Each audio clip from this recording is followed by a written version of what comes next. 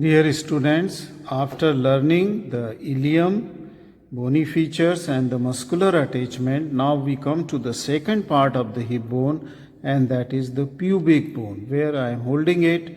Okay, this is the pubic bone, and this pubic bone is situated ventromedial to the ilium. Okay, this, if you just put it into the anatomical position, this will be the ventromedial to that of the ilium as well as to that of the ischium. Now the pubic bone consists of the body. There is a flattened structure here from this aspect, anterior aspect, as well as from pelvic aspect. This is called as the body of the pubic bone, and from the body of the pubic bone there goes a ramus called as the superior ramus. See this superior ramus from pelvic surface going right up to the iliopubic eminence, and this is the superior ramus which is going from the anterior aspect. Then from the body there also extend a inferior ramus. Okay, so this is the inferior ramus which is extending from the body. Now both the body, superior ramus and inferior ramus, they form the boundary of this obturator foramina. Okay, they form the obturator. Now if we concentrate onto the body is flattened. Okay, it is anteroposteriorly flattened. Okay, and it shows three surfaces. See here, this is the acetabulum, so this is the anterior surface of the body. See, this is the anterior surface of the body. Then this is the posterior surface of the body. This is smooth. This is the which is also called as the pelvic surface of the body. So there is an anterior surface, then there is a pelvic surface or posterior surface, and then there is a medial surface of the body. This elliptical structure here, this is the medial surface of the body, which is also called as the symphysial surface, and it forms a joint what is called as the pubic symphysis when it will meet with its opposite hip bone. So this is its right hip bone.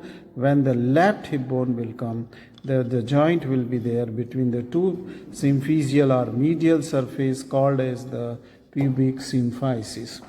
Let us come to the anterior surface of the body first. Okay, I will just keep it like this. Okay, this is the anterior surface of the body.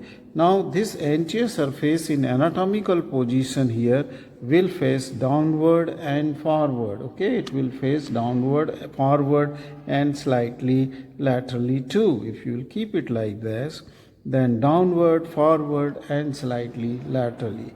Okay, this is the somewhat roughened area. Anterior surface is a rough area. When we go to the posterior surface of the body, it is smooth and it is directed upwards and backward. Okay, it is directed upwards and backward.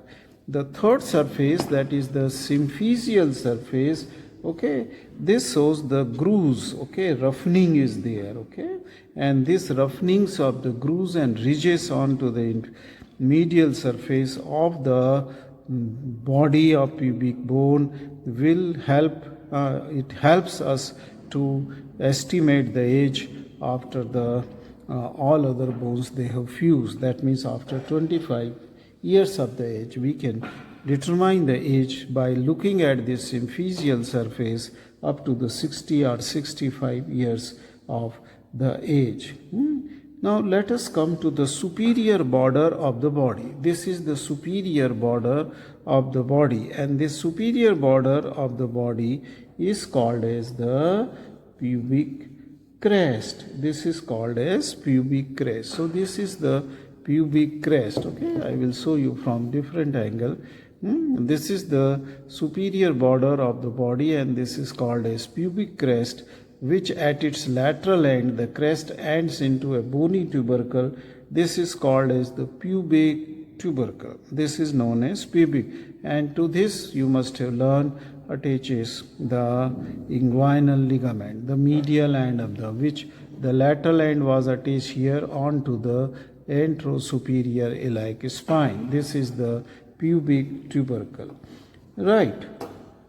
Then let us come to the superior ramus, okay, which I said that it starts from its upper end of the body.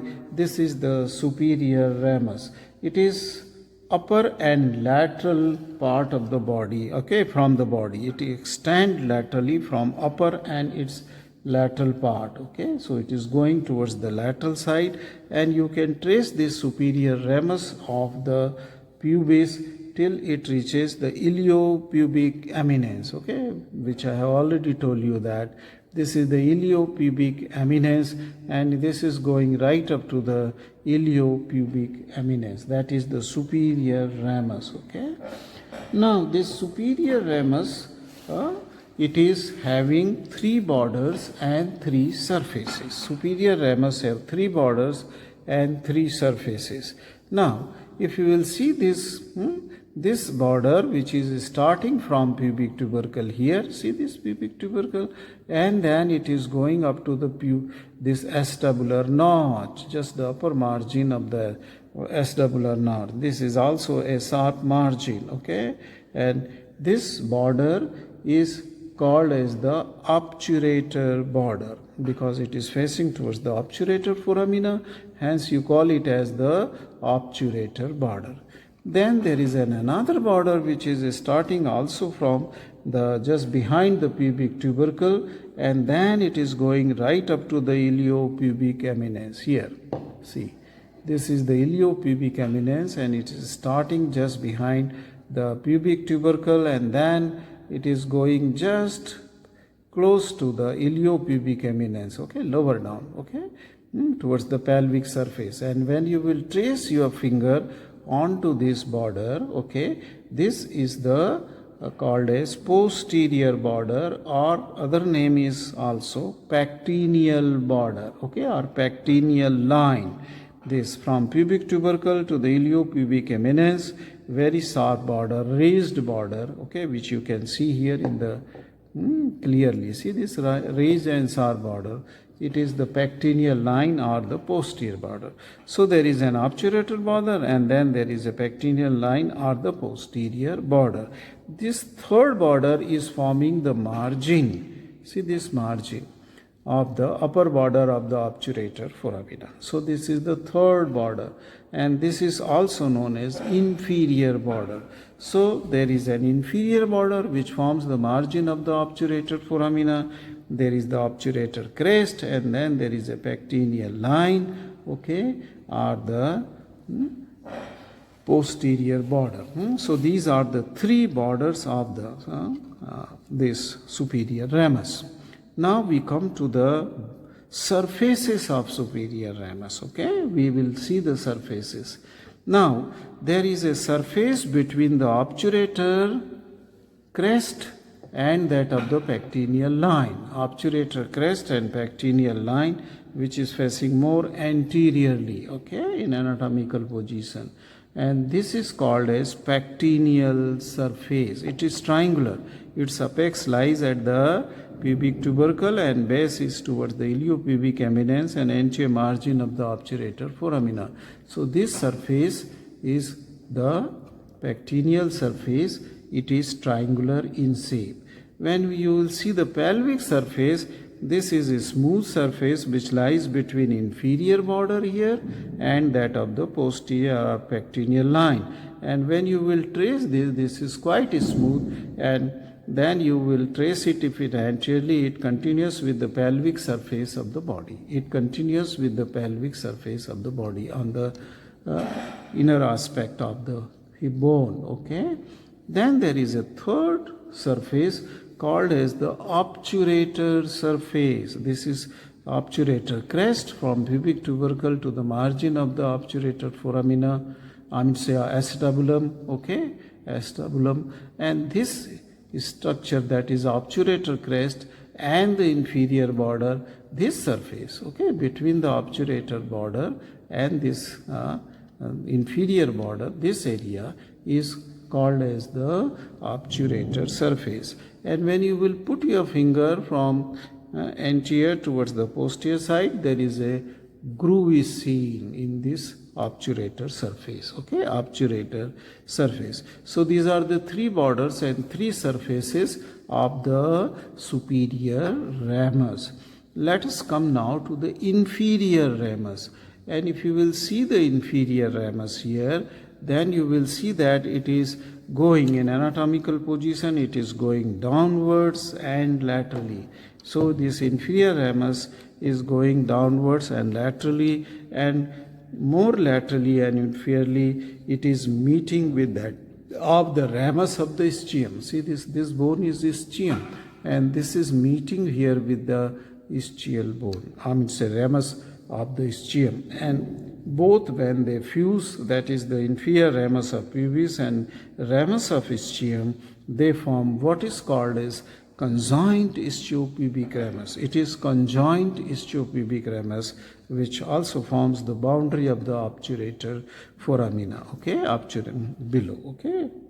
Now, this completes the bony features of the pubic bone. Important is the pubic tubercle, okay, and pubic crest, which is superior border of the body, okay. These are the two very important structure.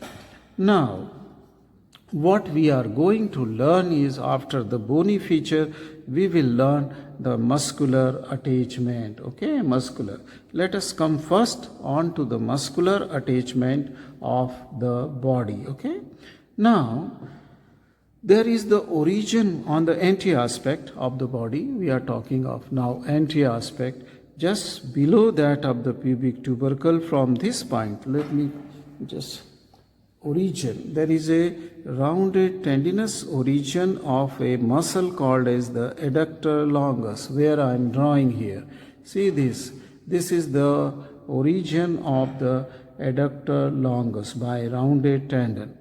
Then there is, if you see the body, its anterior aspect, there is the origin of a muscle which is extending on conjoint ischiopubic ramus, and this is called as the gracilis. It will be called as gracilis, from body towards the conjoint ischiopubic ramus. Here, see here, this is from body towards the conjoint. It is the gracilis. Then, just lateral to the gracilis, there will be another muscle which is taking origin, which is also extending to the conjoint ischiopubic ramus, and this is called as the adductor brevis. This muscle here, pink chalk, okay, this is the adductor brevis muscle from body towards the conjoint ischiopubic ramus. And then there comes a muscle which is called as the obturator externus. It starts from the margin of the obturator foramina, anterior margin, then it goes down below to that of the inferior border. So margin gives origin where I am drawing. See this border. So this is the part on the conjoint ischiopubic ramus and to that of the obturator margin here. This is the origin of the obturator externus muscle. It is the obturator externus muscle. Now, sometime, okay, from the conjoint ischiopubic ramus, between the obturator externus and the adductor brevis, the anteriormost end of the adductor magnus is seen onto the conjoint ischiopubic ramus. That is the adductor magnus. Now, on this surface, as I told you that here onto the pubic tubercle will be the attachment of the medial end of the inguinal ligament, okay. Just from the top of the pubic crest, there will be the origin of the rectus abdominis muscle, okay, some pubic crest. It will be the origin of the rectus abdominis muscle. Now, if we go on to the pelvic surface, okay, let us complete first the pectineal surface here. Okay, this was the pectineal surface, and from the pectineal surface there was the origin of the pectineus muscle. See this where I am drawing.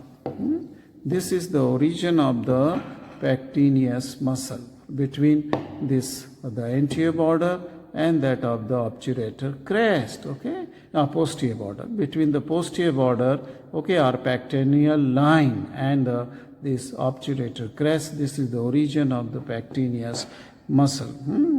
From the pecten pubis, this surface is also known as pecten pubis. Right. Then we go to the posterior surface of the body, and on to the posterior surface of the body, there is the origin of the muscle called as levator ani. See here, from this point, this is the origin of the muscle called as the levator ani. And to the margin of the obturator foramina, there is the origin of the muscle similar to obturator externus. This is giving from the body as well as from the inferior ramus. This is the obturator internus muscle. So two muscles, that is obturator internus and levator ani, from posterior surface of the body, they are important. Okay, they are important. Okay, this completes the general feature, that means bony feature of the pubic bone, as well as its muscular and ligamentous attachment. Thank you very much for watching this video.